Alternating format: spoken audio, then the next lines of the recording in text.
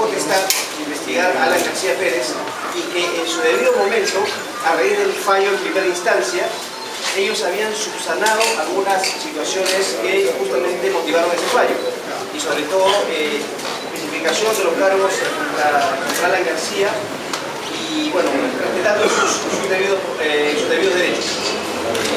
¿Considera usted que si la primera comisión continúa, a pesar de este fallo en segunda instancia, que es definitivo, con la potestad, con la facultad de investigar a García Pérez? Gracias. Fíjese, el fallo dice lo siguiente, textualmente: es nulo a partir del 8 de marzo, lo que implica la nulidad de los actos posteriores o sucesivos, y que todo aquello que siga hasta hoy o en el futuro, si no se hacen las enmiendas respectivas, será nulo. Pero, como se trata de un parlamentario, yo le voy a pedir a los compañeros más dichos que le den la respuesta correspondiente.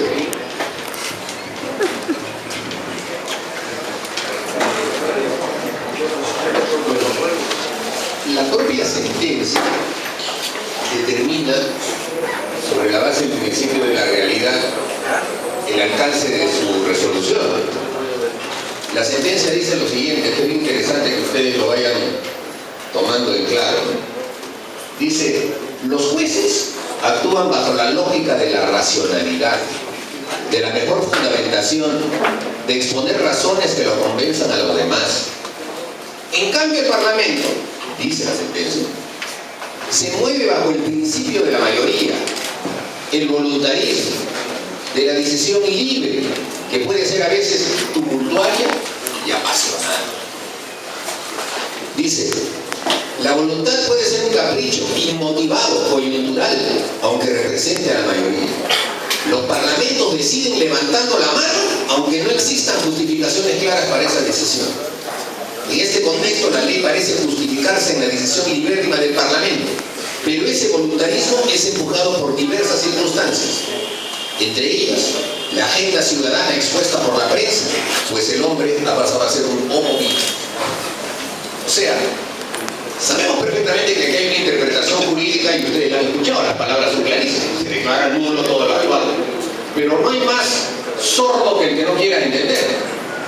El señor Tejada no tiene capacidad de entendimiento, claro, es una persona que no tiene ninguna formación jurídica y tiene una posición política.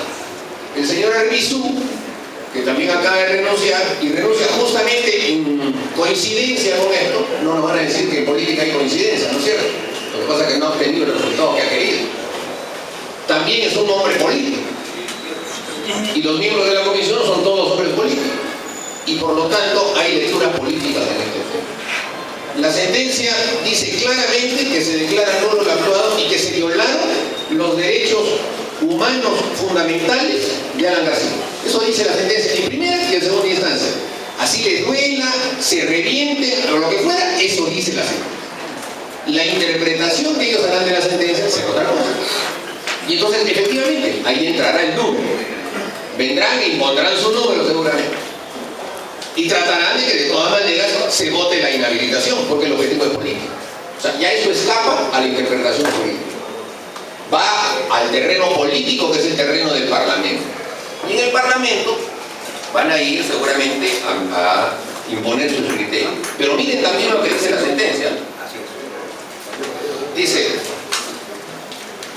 el Tribunal Constitucional ha establecido diversas exigencias que nadie puede ser condenado por acciones o omisiones que en el momento de cometerse no fueran delictivas según el derecho aplicable. Y dice la sentencia: la taxatividad de las acciones se exige para los delitos, pero también alcanza las infracciones constitucionales previstas en el artículo 99 de la Constitución. ¿Qué quiere decir entonces? Que si la mayoría parlamentaria, como dice la sentencia, en forma tumultuaria, en forma apasionada, va a querer hacer caso omiso a esta sentencia y va a querer llevar las cosas al terreno de que de todas maneras van a votar una inhabilitación, se van a encontrar con que ya el Tribunal Constitucional, ya el Poder Judicial en dos instancias y la propia Corte Interamericana de Derechos Humanos han determinado que no puede haber inhabilitaciones sin taxatividad previa.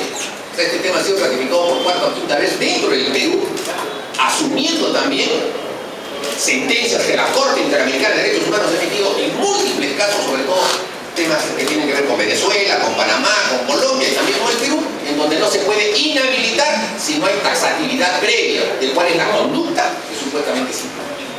Así que, si van a querer llevar las cosas al terreno de que de todas maneras van a hacer una inhabilitación, van a aprobar su informe solo por números, esa inhabilitación eventual no saldrá de las paredes del Parlamento. No tendrá ningún efecto fuera de las paredes del Parlamento. Porque cualquier juez de la República, sea incluso un juez de paz no letrado, estará autorizado para decir no se aplica esa resolución del Congreso de la República. Así que si el Congreso, o la mayoría del Congreso, como dice Javier, este pseudo Congreso, quiere tener más de 70 congresistas dando de cabezazos a la pared, los va a encontrar. Pero con eso no van a lograr derribar el edificio jurídico que ya se ha establecido alrededor de este tema. Así que, hablando ya en términos políticos y no jurídicos, porque ese es el terreno en el que ha entrado ahora esta sentencia, el escenario es un escenario en el que de todas maneras van a perder. Ganando van a perder. Vencerán, pero no convencerán.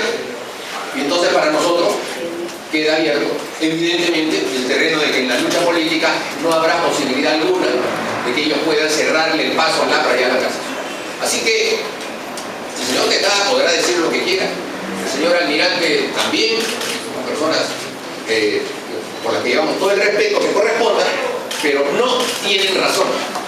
Y reitero, vencerán, pero no convencerán. El derecho está de nuestro lado. Y creo que con esto ha quedado absolutamente claro y determinado. En última instancia ya no hay apelación sucesiva, ya no se puede ir a otra corte. Queda completamente cerrado este caso, cosa dudada. Y entonces el tema de la megacomisión terminó siendo ya de la famosa megacomisión a una mini comisión y ahora es la comisión de los 12 millones. Porque eso sí, tendrá que en su momento también esta comisión demostrar que 12 millones de soles para terminar ni siquiera cumpliendo la ley, entonces va a tener que asumirse responsabilidades en su momento, no solo de los integrantes de la comisión, sino de quienes han determinado que esa enorme cantidad de recursos que se le ha asignado a esta comisión se justifica, que es lo que tiene que ver.